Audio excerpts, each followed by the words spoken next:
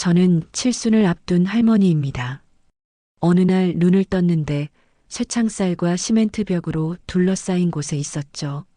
손목에는 낯선 밴드가 채워져 있었습니다. 여기가 어디란 말이냐? 나 왜 여기 있는 거야? 30년간 지켜온 종로 통인시장의 차가게, 사랑하는 손녀 소희, 모든 게 한순간에 사라졌습니다.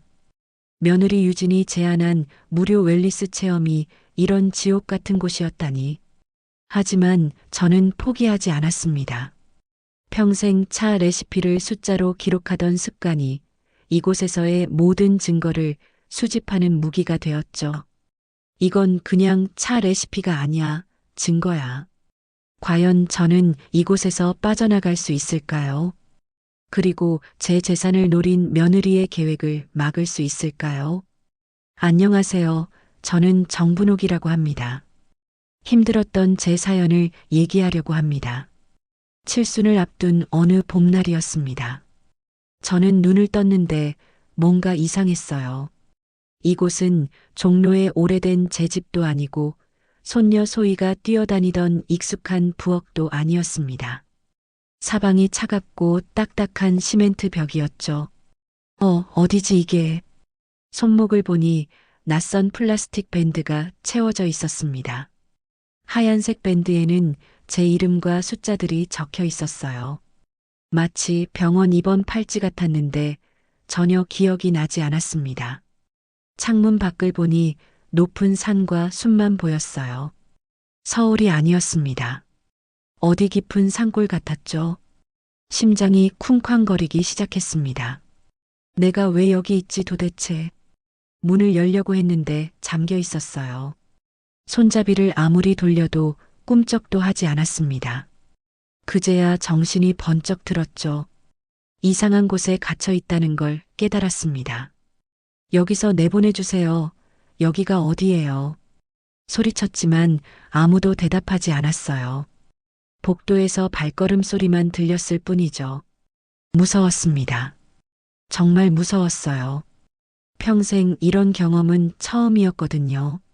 벽에 기대어 앉으면서 어떻게 여기까지 왔는지 기억해 보려 했습니다. 마지막으로 기억나는 건 며느리 유진이 말한 웰니스 센터였어요. 무료 체험이라고 했었는데 설마 여기가 그 센터란 말인가? 하지만 이곳은 체험센터라기보다는 감옥에 가까웠습니다.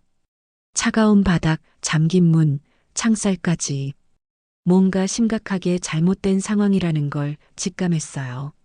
시간이 얼마나 흘렀는지 모르겠지만 문득 소희가 걱정되기 시작했습니다. 오늘 함께 시장에 가기로 약속했었는데 소희가 얼마나 기다릴까 생각하니 가슴이 아팠어요. 소희야, 할머니가 꼭 돌아갈 테니까 기다려라. 그때 복도에서 발걸음 소리가 들렸습니다. 누군가 오고 있었어요. 혹시 저를 내보내줄까 싶어서 문 앞으로 달려갔죠. 제가 누구인지 먼저 말씀드려야겠어요. 저는 서울 종로구 통인시장에서 30년 동안 전통차 가게를 운영해온 정분옥입니다. 작은 가게지만 단골 손님들이 정말 많았어요. 분옥인의 차는 정말 손맛이 달라요. 손님들이 늘 이렇게 말씀해 주셨죠. 저만의 비법이 있었거든요. 각 차마다 우리는 시간, 물 온도, 찻잎 양을 모두 숫자로 기록했습니다. 예를 들어 녹차는 3-7-2 이런 식으로요. 3은 찻잎 3g, 7은 70도 물 온도, 2는 2분 우리기였습니다. 이런 식으로 모든 차에 제만의 코드를 만들어뒀어요. 다른 사람들은 이해하기 어려운 암호 같은 거였죠. 할머니, 왜 이렇게 복잡하게 적어요? 손녀 소희가 늘 궁금해했습니다. 저는 웃으면서 대답했죠. 이게 우리 집안의 비법이란다, 소희야. 30년 동안 이런 식으로 수백 가지 차 레시피를 기록해뒀습니다. 두꺼운 수첩에 빼곡히 적힌 숫자들을 보면 뿌듯했어요. 제가 평생 쌓아온 노하우였거든요. 가게는 늘 바빴습니다. 아침 7시에 문을 열면 저녁 9시까지 손님이 끊이질 않았어요. 특히 소희가 방학이면 가게에 와서 도와주곤 했죠. 할머니, 오늘은 어떤 차 만들어요? 오늘은 특별한 손님이 오신다니까 8-6-3으로 만들어 보자. 소희는 제 숫자 코드를 조금씩 이해하기 시작했어요. 영리한 아이였거든요. 가끔은 제가 실수하면 소희가 먼저 알아채기도 했습니다. 할머니, 이거 물이 너무 뜨거워요. 7이 아니라 6이에요. 그럴 때마다 정말 기특했어요. 언젠가는 소희에게 이 가게를 물려주고 싶다는 생각도 했죠. 하지만 그보다는 소희가 하고 싶은 일을 했으면 좋겠다고 생각했습니다. 가게 운영하면서 가장 힘들었던 건 아들 하진수와 며느리 유진의 간섭이었어요. 특히 유진은 사사건건 의견을 내놓았거든요. 어머니, 요즘은 인스타그램 마케팅을 해야 해요. 젊은 손님들이 와야 하거든요. 그리고 인테리어도 모던하게 바꾸시고 메뉴판도 예쁘게 만드시고. 저는 고개를 젓곤 했습니다. 30년 동안 이 스타일로 해온 가게를 왜 바꿔야 하는지 이해할 수 없었어요. 아들 하진수는 성실한 편이었습니다. 시내에서 오토바이 정비소를 운영했는데 수입이 그리 넉넉하지는 않았어요. 그래도 묵묵히 일하는 모습이 기특했죠. 엄마 고생 많으세요. 가끔 가게에 들러서 이렇게 말하곤 했습니다. 하진수는 제가 가게 일로 힘들어하는 걸 잘 알고 있었거든요. 그런데 며느리 유진은 달랐어요. 유진은 인터넷 쇼핑몰 사업을 한다고 했습니다. 뭘 파는지 정확히는 몰랐지만 늘 돈 얘기를 했어요. 특히 제 가게를 보면서 아까워했죠. 어머니, 이 가게 위치가 정말 좋은데 너무 아깝게 쓰시는 것 같아요. 요즘은 카페나 브런치 가게를 해야 돈이 되거든요. 처음에는 그냥 관심에서 하는 말인 줄 알았습니다. 그런데 점점 노골적으로 변했어요. 가게 리모델링 비용, 새로운 사업 아이템, 투자 이야기까지. 어머니께서 보증이나 담보만 서주시면 정말 큰 사업을 벌일 수 있어요. 요즘 부동산도 오르고 있으니까 가게 담보로 대출받아서 투자하시는 것도 괜찮을 것 같은데요. 저는 단호하게 거절했습니다. 평생 남에게 빚진 적도 없고 담보니 보증이니 하는 것도 믿지 않았거든요. 난 그런 거 안 해. 내 가게는 내 손으로 지켜온 거야. 투자나 대출 같은 건 내 평생 원칙에 어긋나는 일이야. 그럴 때마다 유진의 표정이 살짝 굳어지는 걸 느꼈어요. 하지만 그때까지는 단순히 사업에 욕심이 많은 며느리 정도로만 생각했죠. 이렇게 무서운 계획을 세우고 있을 줄은 꿈에도 몰랐습니다. 하진수는 부인 편을 들기도 했어요. 아무래도 부부니까 그럴 수 있다고 생각했죠. 엄마, 유진이 말도 일리가 있어요. 세상이 많이 바뀌었잖아요. 한번 생각해 보세요. 하지만 저는 마음을 바꾸지 않았습니다. 30년 동안 쌓아온 단골 손님들, 제 손으로 우린 차의 맛, 소희와 함께했던 추억들. 이 모든 걸 돈으로 바꿀 수는 없었거든요. 내가 살아있는 동안은 이 가게를 지킬 거야.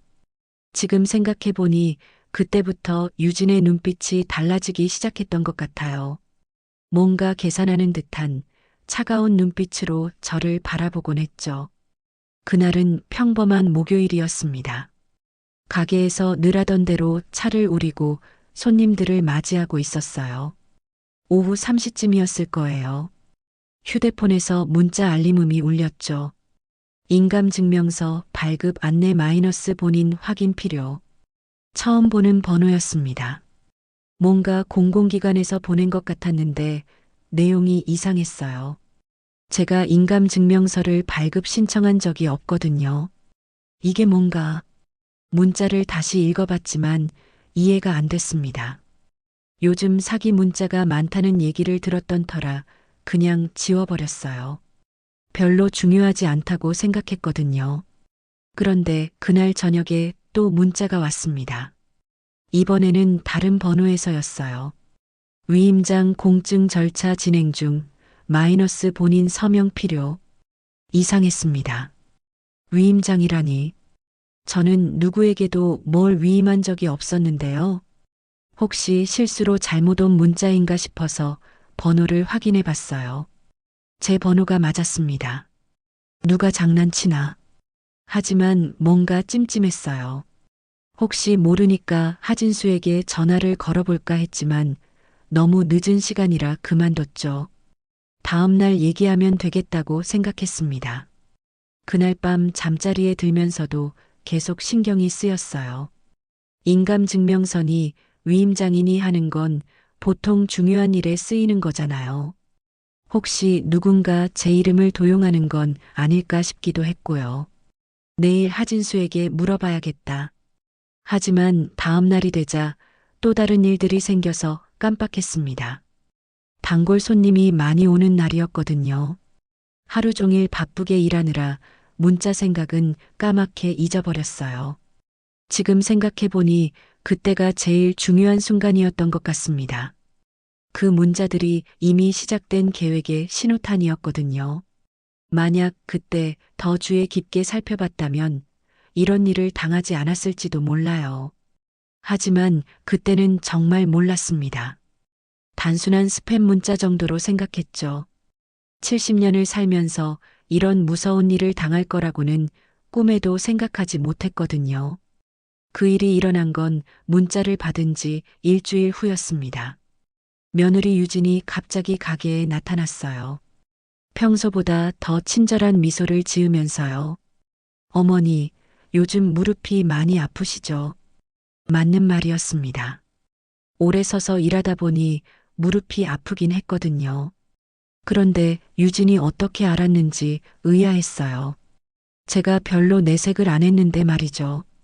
친구가 정말 좋은 곳을 알려줬어요. 웰리스 리셋 센터라고. 무료 체험을 해준다더라고요. 이틀만 다녀오시면 몸이 정말 좋아진다고 하네요. 유진이 보여준 팜플릿은 정말 근사했습니다. 깨끗한 시설, 웃고 있는 노인분들 사진, 각종 치료 프로그램까지 보기만 해도 좋아 보였어요. 게다가 완전 무료래요. 정부 지원 사업이라서 어머니 같은 분들을 위한 특별 프로그램이고요. 솔직히 마음이 끌렸습니다. 무릎도 아프고 요즘 몸이 예전 같지 않다는 걸 느끼고 있었거든요. 게다가 무료라니까 더 솔깃했죠. 하지만 소희와의 약속이 걱정됐어요. 주말에 함께 영화를 보기로 했거든요. 소희랑 약속이 있는데, 소희는 제가 얘기할게요. 할머니 건강이 더 중요하잖아요. 유진이 적극적으로 권했습니다. 하진수도 찬성했어요. 엄마 한번 쉬시면서 치료도 받아보세요. 유진이가 알아봐 준 건데 좋은 기회 아닌가요? 결국 마음이 기울었습니다. 이틀이면 금방이니까 다녀와서 소희에게 맛있는 걸 해주면 되겠다고 생각했죠. 그럼 이틀만. 버스표도 유진이 미리 끊어뒀다고 했어요. 당일 오전에 출발하는 버스였죠. 모든 게 너무 완벽하게 준비되어 있어서 조금 의아했지만 며느리가 저를 챙겨주는 마음이라고 생각했습니다. 출발하는 날 아침 가게 문을 잠그면서 뭔가 이상한 기분이 들었어요. 마치 오랫동안 돌아오지 못할 것 같은 느낌이었죠. 이상하네, 이틀인데 왜 이런 생각이 들지. 하지만 그때까지도 설마 했습니다. 며느리가 아무리 돈에 눈이 멀었다고 해도 이런 무서운 일을 저지를 거라고는 상상도 못했거든요. 버스에서 내린 곳은 정말 깊은 산골이었습니다. 팜플릿에서 본 것 같은 멋진 건물은 어디에도 보이지 않았어요. 대신 낡은 컨테이너들이 여러 개 있는 을씨년스러운 곳이었죠. 여기가 웰리스 센터인가요? 가이드라고 나온 사람에게 물었지만 대답이 시원치 않았어요. 네, 맞습니다. 들어가시죠. 뭔가 이상했지만 이미 여기까지 온 마당에 돌아갈 수도 없었습니다. 일단 들어가 보기로 했죠. 그런데 들어가자마자 휴대폰을 내놓으라고 했어요. 치료 중에는 전자기기가 방해가 됩니다. 안전하게 보관해 드리겠습니다. 휴대폰을 빼앗기고 나니 불안했어요. 소희에게 연락도 못하고 혹시 급한 일이 생기면 어떻게 하나 싶었거든요. 언제 돌려주시나요? 퇴소할 때 드리겠습니다. 그리고 저를 작은 방으로 안내했어요. 방이라고 하기엔 너무 비좁았죠. 침대 하나, 작은 책상 하나가 전부였습니다. 창문에는 철창이 있었고요. 여기서 쉬세요. 저녁에 식사 나갑니다. 문이 닫히는 소리가 들렸어요. 그리고 열쇠를 돌리는 소리까지. 문을 열어보려 했지만 잠겨 있었습니다. 잠깐, 왜 문이 잠겨 있어요? 소리쳤지만 아무도 대답하지 않았어요. 이제야 뭔가 심각하게 잘못됐다는 걸 깨달았죠. 이곳은 치료센터가 아니라 감금시설이었습니다. 몇 시간 후 한 직원이 들어왔어요. 하얀 가운을 입고 있었지만 의사 같지는 않았죠. 퇴소하고 싶어요. 집에 보내주세요. 의사 소견상 보호관찰이 필요하십니다. 서류에 서명해 주세요. 내민 서류를 보니 정신병원 입원 동의서 같은 거였어요. 제가 정신적으로 문제가 있다고 적혀 있었죠. 이게 뭔가요? 저는 멀쩡한데. 서명 안 하면 더 오래 계셔야 합니다. 협박이었습니다. 하지만 저는 절대 서명할 수 없었어요. 한번 서명하면 정말로 여기서 빠져나올 수 없을 것 같았거든요. 안 해요. 절대 안 해. 그러자 저를 더 작은 방으로 옮겼습니다. 독방이라고 하더군요. 정말 감옥 같았어요. 화장실도 방 안에 있는 최악의 환경이었죠. 그때부터 진짜 지옥이 시작됐습니다. 독방에서 며칠을 보내면서 절망감에 빠져들었습니다. 아무도 저를 찾지 않는 것 같았어요. 하진수와 소희는 제가 어디에 있는지 알고 있을까요? 밤마다 작은 창문 너머로 바깥을 바라봤습니다. 까만 산과 별들만 보였어요. 문명과 완전히 단절된 느낌이었죠. 그런데 어느 날 밤 언덕 위에 이상한 걸 발견했습니다. 높은 안테나가 솟아 있었어요. 이상했죠. 이런 깊은 산골에 왜 안테나가 있을까요? 혹시 통신시설인가 싶었습니다. 그 다음날 아침 식사 시간에 다른 노인분들과 만날 수 있었어요. 모두들 저처럼 속아서 온 분들이었습니다. 다들 무서워하고 있었죠. 그때 한 분이 저에게 조용히 말을 걸었어요. 이봐요, 여긴 치유센터가 아니요. 그냥 보관소요. 우리를 가둬두는 곳이라고. 말을 건 분은 강필도라는 70대 할아버지였습니다. 은퇴한 무선통신 기사라고 하시더군요. 다른 분들보다 상황을 정확히 파악하고 계셨어요. 저 안테나 보셨죠? 혹시 무선통신이 가능할지도 몰라요. 필도 할아버지의 눈이 반짝였습니다. 평생 무선통신 일을 하셨던 분다운 발상이었죠. 하지만 장비가 없는데 어떻게 하죠? 창고에 오래된 무전기들이 있더라고요. 한번 확인해 봐야겠어요. 필도 할아버지는 이곳의 구조를 파악하고 계셨습니다. 직원들의 순찰 시간, 감시 카메라 위치, 심지어 창고까지요. 정말 든든했어요. 우리가 여기서 나가려면 외부에 신호를 보내야 해요. 가족들이 우리를 찾을 수 있도록 말이죠. 그날 밤부터 저희는 계획을 세우기 시작했습니다. 어떻게든 이곳에서 빠져나가겠다는 일념으로요. 필도 할아버지 같은 분을 만나게 된 게 정말 다행이었어요. 혼자였다면 포기했을지도 모르거든요. 필도 할아버지와 함께 탈출 계획을 세우던 중 충격적인 사실을 알게 됐습니다. 어느 날 밤 직원들이 실수로 흘린 휴대폰을 몰래 확인할 수 있었거든요. 문자함을 열어보니 제 이름으로 온 메시지들이 보였어요. 인감증명서 발급 완료. 근저당 설정 신청 접수. 위임장 공증 완료. 심장이 멈출 뻔했습니다. 제가 여기 갇혀 있는 동안 제 이름으로 이런 일들이 진행되고 있었던 거예요. 누가 했을까요? 답은 뻔했습니다. 유진이가 한 거야. 이제야 모든 게 명확해졌어요. 무료 웰니스 체험이라는 건 거짓말이었고, 저를 이곳에 가둬두고 제 재산을 빼앗으려는 계획이었던 거죠. 근저당이라는 건 가게 건물을 담보로 대출을 받는다는 뜻이었어요. 제가 서명하지 않았는데도 위임장이 공증됐다니 분명 서명을 위조했을 거예요. 이런 나쁜 년이. 화가 치밀어 올랐습니다. 며느리라고 믿었던 사람이 이런 짓을 하다니. 30년간 피땀 흘려 일궈낸 제 가게를, 제 전 재산을 빼앗으려 했던 거예요. 필도 할아버지에게 상황을 얘기했더니 깜짝 놀라시더군요. 이거 완전히 계획적인 범죄네요. 빨리 신고해야 해요. 더 늦으면 정말 모든 걸 빼앗길 수도 있어요. 하지만 여기서 어떻게 신고를 하죠? 휴대폰도 없고 인터넷도 안 되고 전화기도 없었거든요. 그래도 포기할 수는 없었어요. 저 안테나를 이용해서 무전을 쳐봐야겠어요. 필도 할아버지가 결심을 굳혔습니다. 창고에 있는 무전기가 작동한다면 외부와 연락할 수 있을지도 몰랐거든요. 그날 밤 저희는 더욱 구체적인 계획을 세웠습니다. 일단 무전기를 확보하고 경찰이나 가족에게 신호를 보내는 것, 그리고 이곳에서 벌어지는 일들의 증거를 수집하는 것. 분옥 할머니, 평소에 메모 습관이 있으시죠? 그 방법으로 이곳의 모든 걸 기록해 보세요. 필도 할아버지의 제안이었습니다.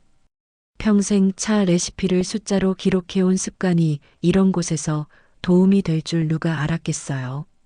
그날부터 저는 모든 걸 기록하기 시작했습니다. 평생 차 레시피를 숫자, 코드로 적어왔던 습관을 활용한 거예요. 직원들이 보기에는 그냥 이상한 숫자들이겠지만 사실은 중요한 정보들이었죠. 예를 들어 3-7-2-9라고 적으면 3시에 7번 직원이 2번 방에서 9분간 뭔가를 했다는 뜻이었어요. 8-5-1이라고 적으면 8시에 5명이 1번 약을 먹었다는 뜻이고요. 할머니, 뭘 그렇게 열심히 적고 계세요? 직원이 물어봤을 때 대답했죠. 그냥 차 레시피야. 집에 가면 써먹으려고. 치매 예방에 좋다고 하더라고.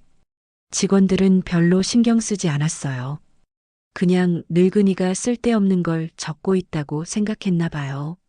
하지만 실제로는 이곳의 모든 부정행위를 기록하고 있었습니다. 투약 시간, 식사 배급 시간, 직원 교대 시간, 면회객 출입 시간, 심지어 화장지 개수까지도 적었어요. 나중에 증거가 될 수 있을 거라고 생각했거든요. 필도 할아버지는 다른 방법으로 도와주셨어요. 창고에 몰래 들어가서 입소자 명단과 퇴소 기록들을 촬영했죠. 오래된 디지털 카메라가 하나 있었거든요. 이거 봐요. 여기 들어온 사람들 중에 제대로 나간 사람이 거의 없어요. 대부분 다른 시설로 이송됐다고 되어 있네요. 정말 무서운 사실이었습니다. 이곳에 한번 들어오면 제대로 나갈 수 없다는 뜻이었거든요. 저희도 빨리 뭔가 조치를 취하지 않으면 영영 못 나갈 수도 있었어요. 이런 증거들을 밖으로 내보내야 해요. 무전기를 빨리 고쳐야겠어요. 필도 할아버지는 밤마다 창고에서 무전기 수리에 매달렸습니다. 평생 해온 일이라 그런지 손놀림이 정말 빨랐어요. 부품이 없어서 다른 기계에서 떼어내기도 하고 전선을 연결하기도 하고 저는 그 사이에 더 많은 정보를 수집했습니다. 특히 돈거래 관련 내용들을 집중적으로 기록했어요. 나중에 경찰 조사에 도움이 될 거라고 생각했거든요. 이건 그냥 차 레시피가 아니야. 혼자 중얼거렸습니다. 증거야. 이 나쁜 놈들을 잡을 수 있는 증거. 제 작은 수첩이 점점 두꺼워지고 있었어요. 필도 할아버지가 드디어 무전기를 고치는데 성공했습니다. 비가 내리는 밤이었어요. 번개가 치고 천둥이 울리는 날씨였는데 오히려 전파 상태가 좋을 수도 있다고 하시더군요. 분옥 할머니, 이제 시도해 봐야겠어요. 무전기에는 여러 주파수가 있었습니다. 필도 할아버지는 경찰이나 소방서에서 쓰는 주파수를 알고 계셨어요. 평생 무선 통신 일을 하신 덕분이죠. CQ 들리십니까? 필도 할아버지가 조심스럽게 말했습니다. CQ는 무선통신에서 여기 누구 있나요? 라는 뜻이라고 하더군요. 처음에는 잡음만 들렸어요. 지지직거리는 소리만 계속 났죠. 하지만 포기하지 않고 계속 시도했습니다. CQ, 응급 상황입니다. 도움이 필요합니다. 그런데 갑자기 희미한 목소리가 들려왔어요. 이쪽은 반장, 위치를 알려주세요. 목소리가 끊어져서 정확히는 들리지 않았지만 분명 누군가 응답하고 있었습니다. 가슴이 뛰었어요. 드디어 외부와 연락이 된 거였거든요. 여기는 산속 웰리스 센터 감금당에 있습니다. 노인들 여러 명 도움 필요해요. 하지만 전파 상태가 좋지 않았어요. 상대방 음성도 잘 안 들리고 저희 음성도 제대로 전달되지 않는 것 같았습니다. 위치, 정확한 주소 알려주세요. 상대방이 뭔가 묻고 있는 것 같았지만 저희는 정확한 주소를 모르고 있었어요. 그냥 버스를 타고 온 거라 어디인지 확실하지 않았거든요. 산, 컨테이너, 안테나, 필도 할아버지가 할 수 있는 설명을 다 했습니다. 하지만 전파가 점점 약해지고 있었어요. 내일 다시 연락드리겠습니다. 그렇게 첫 번째 무전이 끝났습니다.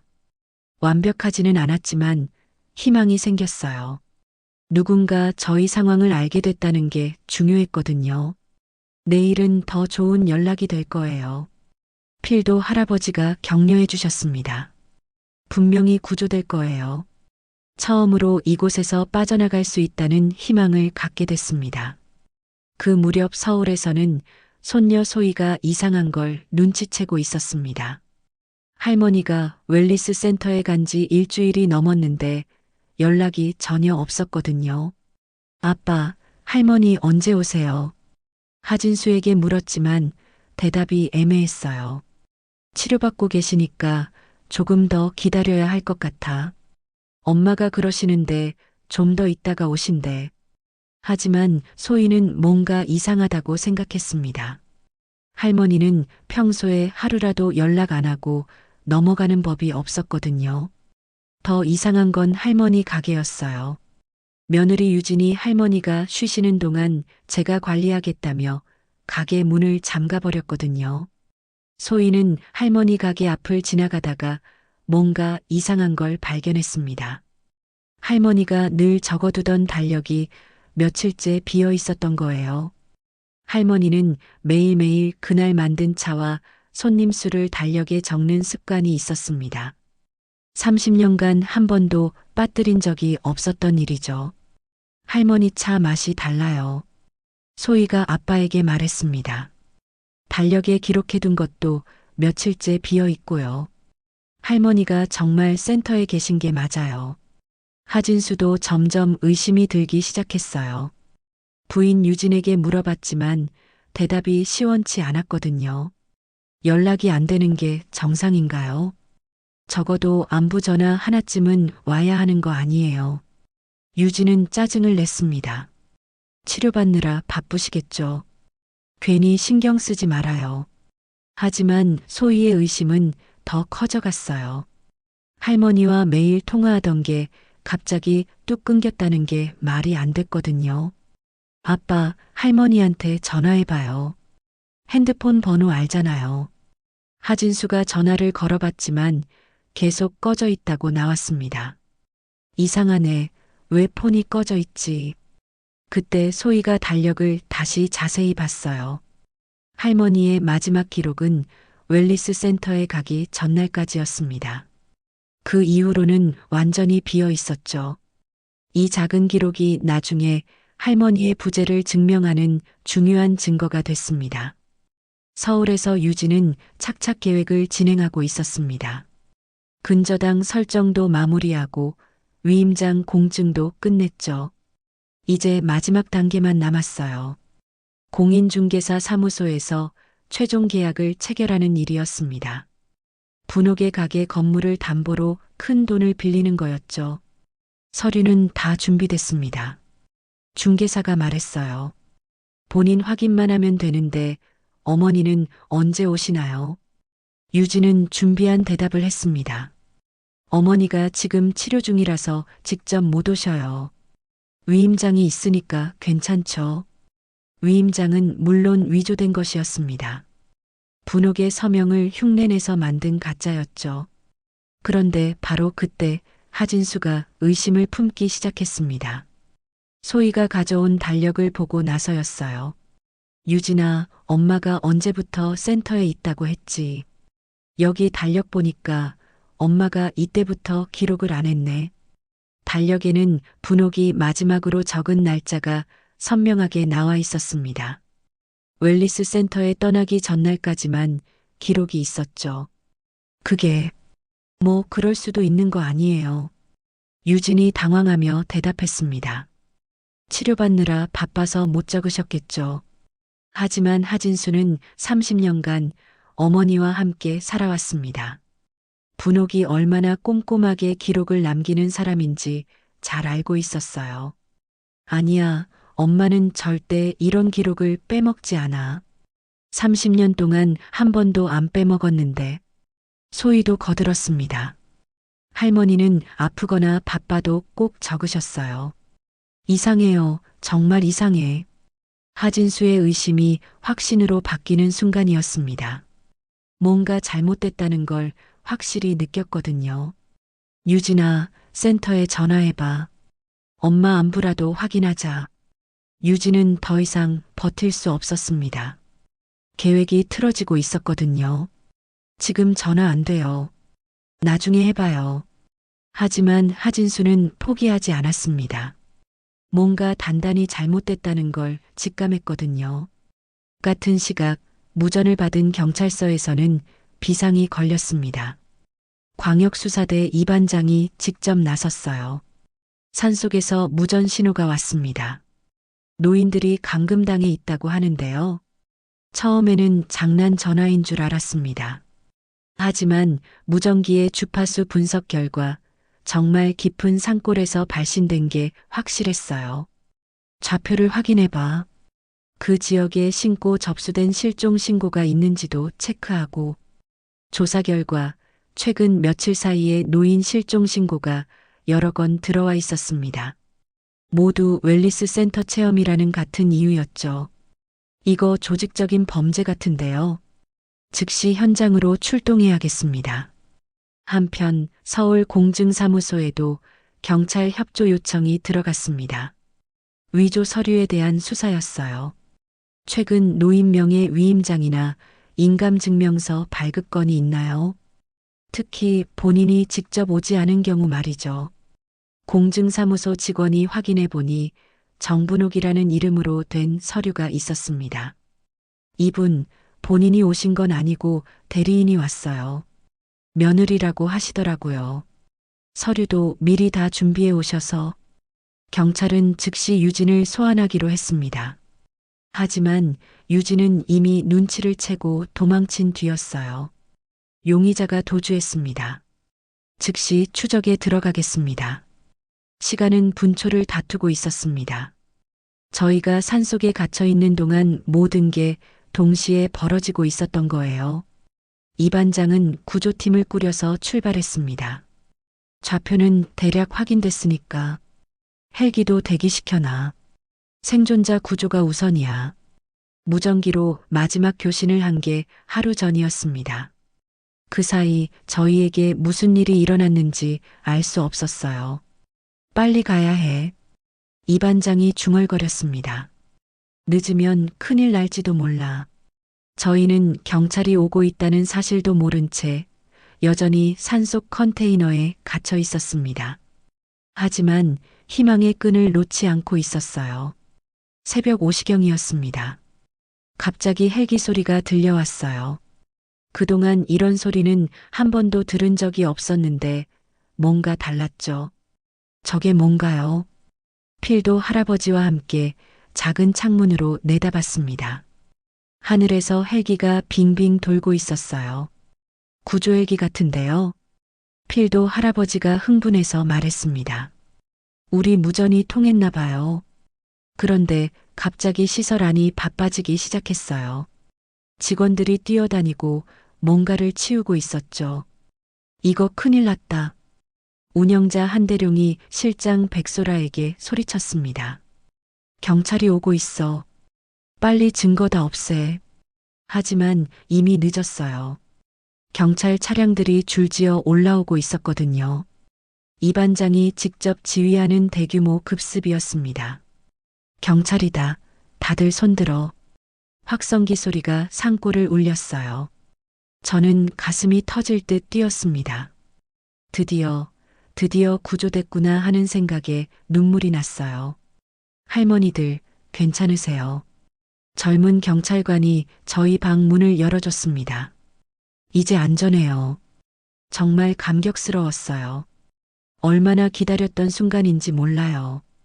밖으로 나오니 운영자 한대룡과 실장 백소라가 수갑을 찬 채 끌려가고 있었습니다. 다른 직원들도 마찬가지였고요. 이 사람들이 우리를 가둬뒀어요. 억지로 약도 먹이고 서류에 서명하라고 협박했어요. 다른 할머니, 할아버지들도 하나둘씩 밖으로 나왔습니다. 모두들 살아있다는 게 기적 같았어요. 분옥 할머니시죠? 이 반장이 저에게 다가왔습니다. 무전으로 신고해 주신 거 맞죠? 덕분에 구조할 수 있었어요. 이 반장은 제 손을 꼭 잡았습니다. 정말 용기 있는 일 하셨어요. 할머니가 아니었다면 다른 분들도 계속 고생하실 뻔했어요. 그때서야 실감이 났어요.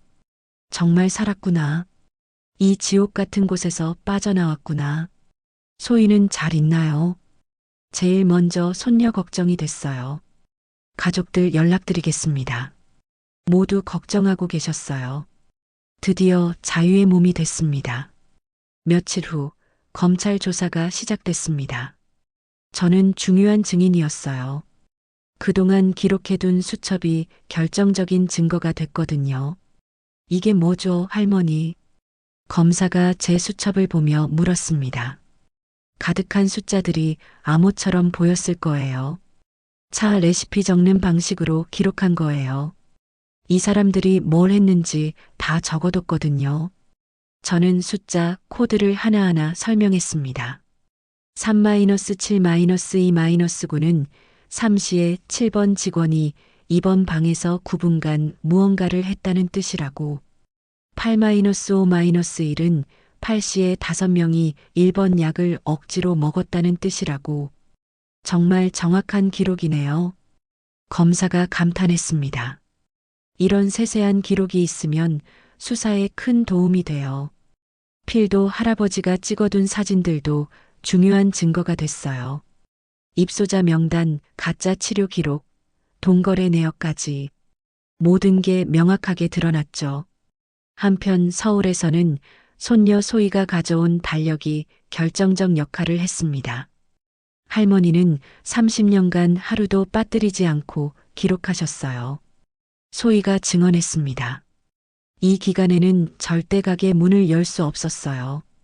달력의 빈 칸들이 제가 감금당한 기간과 정확히 일치했습니다. 이보다 확실한 증거는 없었죠. 할머니 차 맛도 달랐어요. 소희가 덧붙였습니다. 할머니가 직접 만든 차가 아니었거든요. 아이의 순수한 증언이 더 설득력 있게 들렸어요. 유진의 범죄가 하나씩 밝혀졌습니다.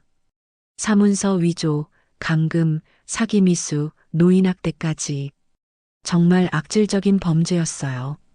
이렇게 계획적으로 범행을 저지른 경우는 드물어요. 검사가 말했습니다. 엄중하게 처벌하겠습니다. 모든 증거가 하나로 이어지면서 진실이 완전히 드러났습니다. 제 작은 수첩이 이렇게 큰 역할을 할 줄 누가 알았겠어요. 6개월 후 모든 재판이 끝났습니다. 며느리 유진은 사문서 위조, 감금, 사기미수 혐의로 징역 5년을 선고받았어요.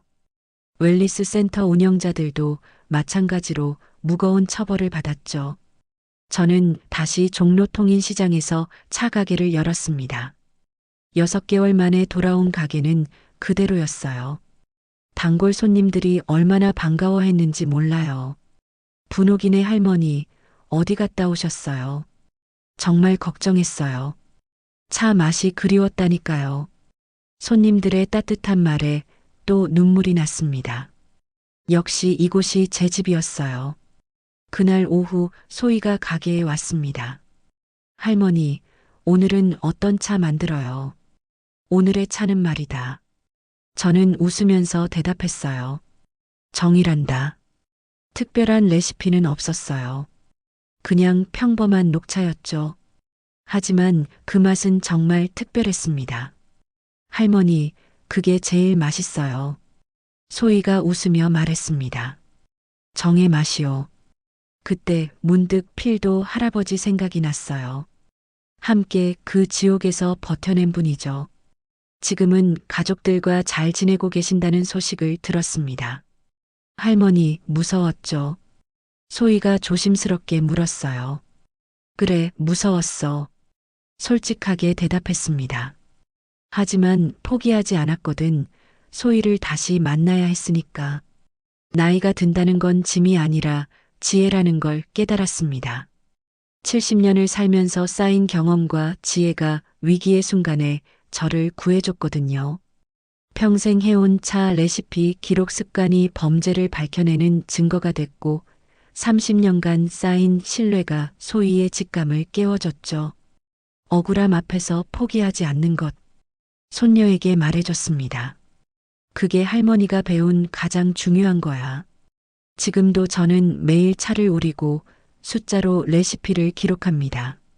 하지만 이제는 단순한 기록이 아니에요. 제가 살아있다는 증거, 포기하지 않았다는 증명이죠. 가끔 필도 할아버지에게서 안부 전화가 옵니다. 분옥 할머니, 잘 지내시죠? 덕분에 우리 모두 새로운 삶을 살고 있어요. 그럴 때마다 감사한 마음이 듭니다.